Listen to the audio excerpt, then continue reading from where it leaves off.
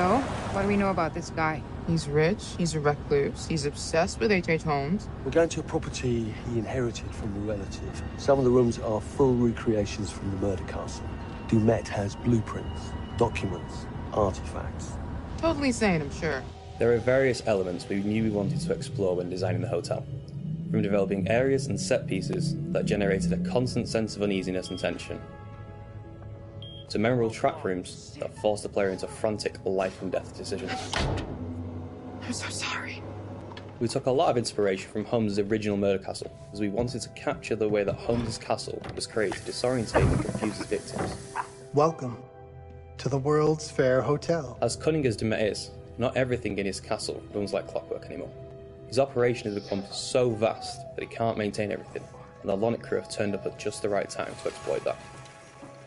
The production design for the hotel needed to reflect the original design, utilising a Victorian-style facade and castle turrets, interiors with ornate mouldings and panelling, being made larger to accommodate the game's intention to be used as a vast labyrinth to create fear and horror.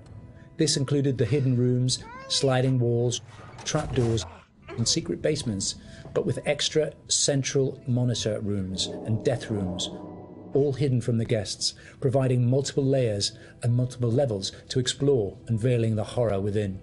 Special attention was given to the design of the areas such as the lobby, the bar area, and the dining rooms to provide an authentic, believable Victorian hotel, bringing a feeling of magnitude and foreboding to intimidate the player. Guys? Is that you?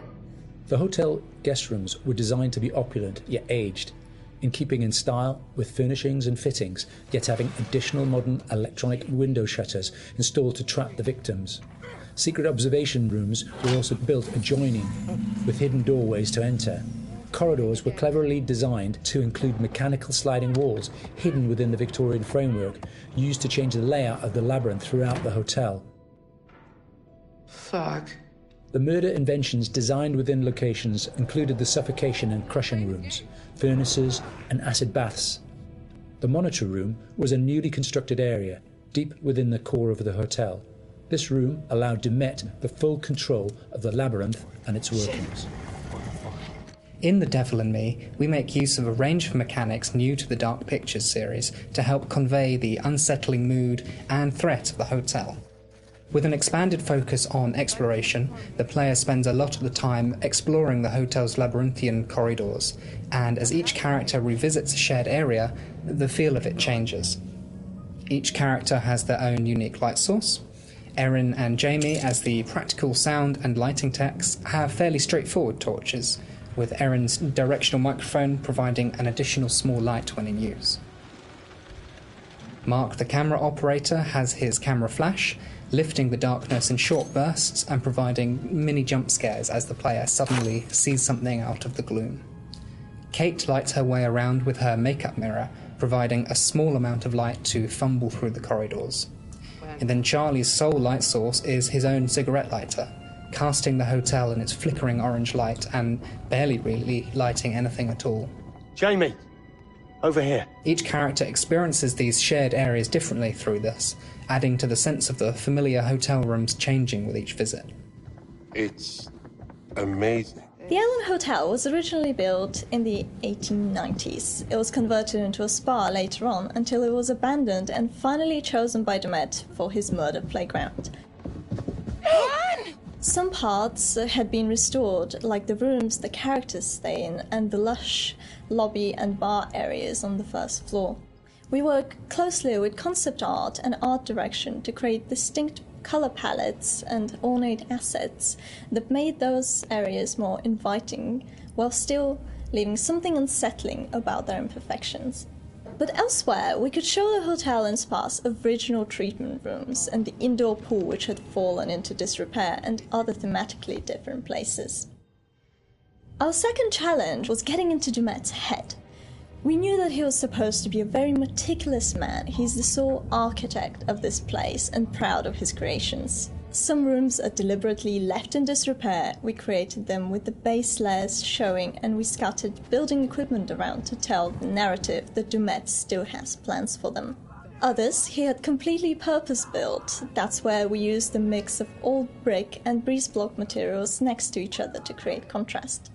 And on top of that, there are traps everywhere. Some of the most interesting areas to create were the ones which were supposed to be off-limits to hotel guests. We wanted to show this stark contrast of his personal space versus the one he hunts people in. The team went as far to even design Dumet's handwriting, and we used that on boards and documents to show more of his personality. There's storytelling in every small detail. Lighting in Devon Me is a bit different from the previous dark picture games, since we have more explorations and more playable areas in the game for players to freely explore. We had to slightly adjust the way we used to do lighting by adding some new stuff, such as adding more guide lights in the environment for direction, or add some interactable light fixtures that you can trigger on and off by walking closer or away from them. So there are 4 types of lighting styles in the hotel. The first one is the regular hotel areas where everyone should feel safe and cozy. We try to use more bright, warm color lights with different elegant light fixtures.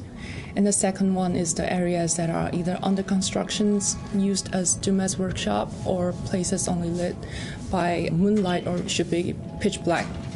We used cooler temperature lights or even blue lights for these kind of areas with very low light intensity and very heavy volumetric fog to enhance the claustrophobic vibe and to elevate the tension.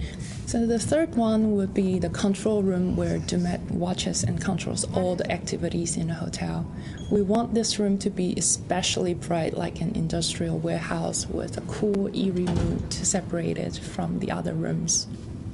And the last one is all the rooms that are designed to be slaughter stages.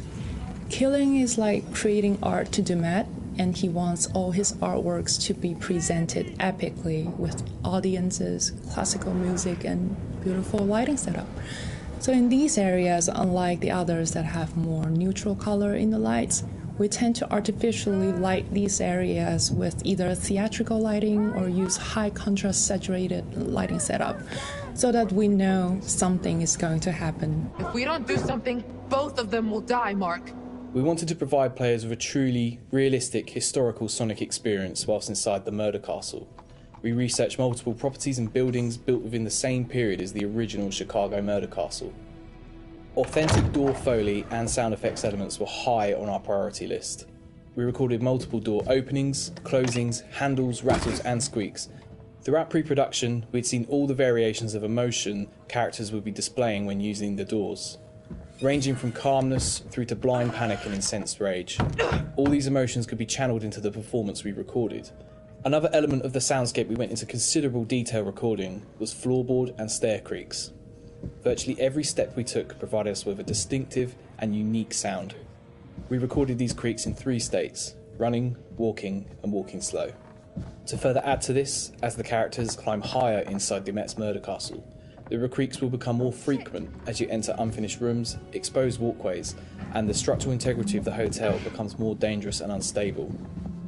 In terms of the music, we chose various 19th century pieces of classical music and opera to accompany the murder scenes. These would have been the pop music tracks around the time of H.H. Holmes, providing a cognitive link between past and present. Classical music and opera accompanies a lot of the murder scenes, often playing through a gramophone or a tannoy, which is then fed back through our bespoke impulse responses to allow the music to naturally echo throughout the cellars and corridors of the space. What is this? We took a similar approach as well with the abstract sound design, including nods to classic horror films with really discordant, unnerving piano impacts and bowed metal interspersed with electromagnetic recordings, synths and ultra-modern distortion to provide that juxtaposition and that link through time between the historical setting and the modern-day story. Designing the hotel as a play space presented different challenges than previous Dark Pictures games. We've gone from quite open environments in House of Ashes and Little Hope to a more enclosed one with the hotel. The ability to revisit previous environments at different points in the story, with different layouts and different emotional states, meant that we had to collaborate very closely with each other to make sure we designed each area to cater for every requirement. We had to think how a lit corridor would feel if multiple characters roaming around it, versus the same corridor drenched in darkness with just a singular player character. Empty hotels are inherently eerie, and it allowed us to play with the idea of liminal space to try and create a murder castle that felt uncanny. It's something that felt truly unique.